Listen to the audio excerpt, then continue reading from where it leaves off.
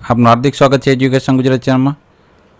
આજે આપણે ધોરણ 6ના સંસ્કૃત વિષયનો ત્રીજો પાઠ લેખન કાર્ય. આ પાઠનું સ્વાધ્યાય પોથીનું સંપૂર્ણ સોલ્યુશન વિડીયો માધ્યમ શીખવાના છીએ. ચેનલ પર નવા વ્યૂઅર ચેનલ સબસ્ક્રાઈબ કરો, વિડીયો ગમે લાઈક શેર કરજો. પહેલો પ્રશ્ન છે, નીચે આપેલા મૂળાક્ષરો ધ્યાનપૂર્વક જુઓ અને દરેક મૂળાક્ષરની નીચે ખાલી જગ્યામાં મૂળાક્ષર 2 વાર લખવાના છે. તો આપણે અહીંયા મૂળાક્ષર આપેલા છે એ ફરીથી 2 વાર રિપીટ કરીને લખવાના છે.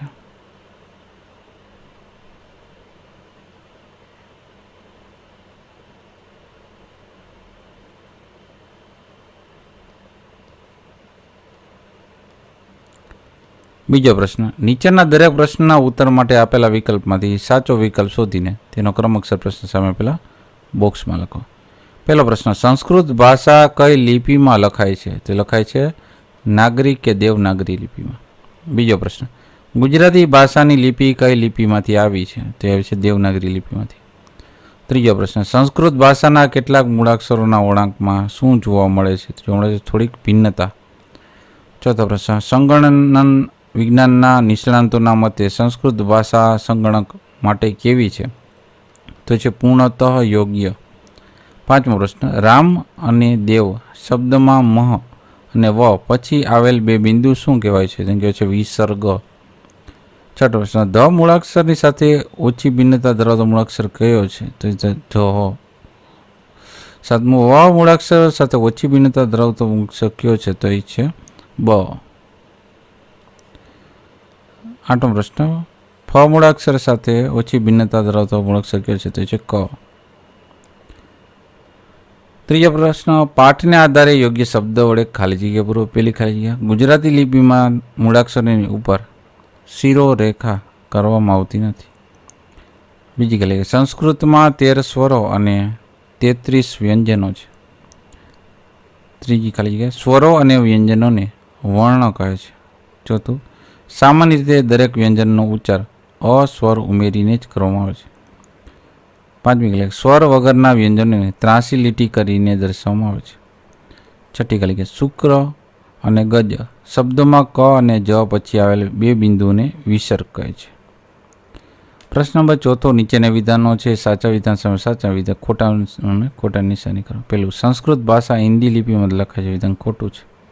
બીજું, ગુજરાતી ભાષાના મૂળાક્ષરો ઉપર શીરો રેખા કરવામાં આવતી નથી. વિધાન સાચું છે. ત્રીજું, આપણી માતૃભાષાના બધા મૂળાક્ષરો દેવનાગરી લિપિની માફક જ લખાય છે. વિધાન ખોટું છે. ચોથું, સંસ્કૃત ભાષા કેટલીક ભાષાઓના જનની છે. વિધાન સાચું છે. પાંચમું, કોમ્પ્યુટર સાયન્સના નિષ્ણાંતોના મતે સંસ્કૃત ભાષા કોમ્પ્યુટર માટે પૂર્ણ રીતે પ્રતિકૂળ છે. વિધાન ખોટું છે. પાંચમો પ્રશ્ન, નીચેના અવિભાગને બ વિભાગના વાક્યાંશ યોગ્ય રીતના જોડકા જોડો. તો પહેલામાં આવશે 3, બીજામાં આવશે 1 અને ત્રીજામાં આવશે 2. છઠ્ઠો પ્રશ્ન, નીચેના દરેક પ્રશ્નના ઉત્તર એક વાક્યમાં ગુજરાતીમાં લખવાનો છે. પહેલો પ્રશ્ન, સંસ્કૃત ભાષા કઈ લિપિમાં લખાય છે?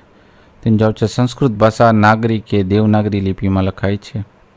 બીજો પ્રશ્ન, ગુજરાતી ભાષાની લિપિ કઈ લિપિમાંથી આવી છે? તેનો જવાબ છે ગુજરાતી ભાષા લિપિ દેવનાગરી લિપિમાંથી આવી છે. ત્રીજો પ્રશ્ન, શીરો રેખાને બાદ કરતા કઈ ભાષાના કેટલાક મૂળાક્ષરો દેવનાગરી લિપિમાં જેમ લખાય છે? તેનો જવાબ છે ગુજરાતી ભાષામાં શીરો રેખાને બાદ કરતા કેટલાક મૂળાક્ષરો દેવનાગરી લિપિમાં જ લખાય છે. ચોથો પ્રશ્ન, સંસ્કૃત ભાષામાં કેટલા સ્વર અને કેટલા વ્યંજન છે? સંસ્કૃત ભાષામાં 13 સ્વરો અને 33 વ્યંજનો છે. પાંચમો પ્રશ્ન, શું શીખવાથી આપણી માતૃભાષા અને રાષ્ટ્રભાષા હિન્દી સુસમૃદ્ધ બનાવી શકાય છે? તેનો જવાબ છે સંસ્કૃત શીખવાથી આપણી માતૃભાષા અને રાષ્ટ્રભાષા હિન્દીને સુસમૃદ્ધ બનાવી શકાય છે. સાતમો પ્રશ્ન, નીચે આપેલા શબ્દોનું અનુલેખન કરો. પિંજ, શૃંગાલ, સંખ્યાર, ઔષધમ, નકુલ, વસ્ત્રમ, સજ્જિકા, મંડુક. આઠમો પ્રશ્ન, નીચેના આપેલા પંક્તિઓનું અનુલેખન કરી ગુજરાતીમાં ભાષાંતર કરો. સર્વે ભવંતુ સુખીના, સૌ સુખી થાઓ, બધા સુખી થાઓ. બીજું, સર્વે ભદ્રાણી પશ્યંતુ, સૌ કલ્યાણકારી ભાવનો નિહાળો.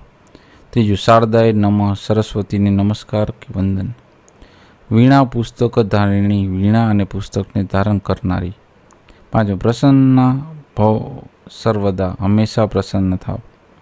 9મો પ્રશ્ન, નીચે આપેલા વાક્યનું અનુલેખન કરી ગુજરાતી ભાષાંતર કરો. પહેલું, એક વનમ અસ્તિ, એક વન કે જંગલ હતું. બીજું, સસક ભીત ભવતી, સસલું ડરી જાય છે. ત્રીજું, શૃંગાલ અનુધાવતી, શિયાળ પાછળ દોડે છે. ચોથું, સસક વૃક્ષ સમીપમ આગચ્છન્તિ, સસલું ઝાડની પાસે આવે છે. પાંચમું, સસક પલાયન કરોતી, સસલું ભાગી જાય છે. તાતા પાઠના સ્વાધ્યાયપોથીનું સંપૂર્ણ સોલ્યુશન જોતા રહો એજ્યુકેશન ગુજરાતી ચેનલ શીખતા રહો. થેન્ક યુ, આભાર.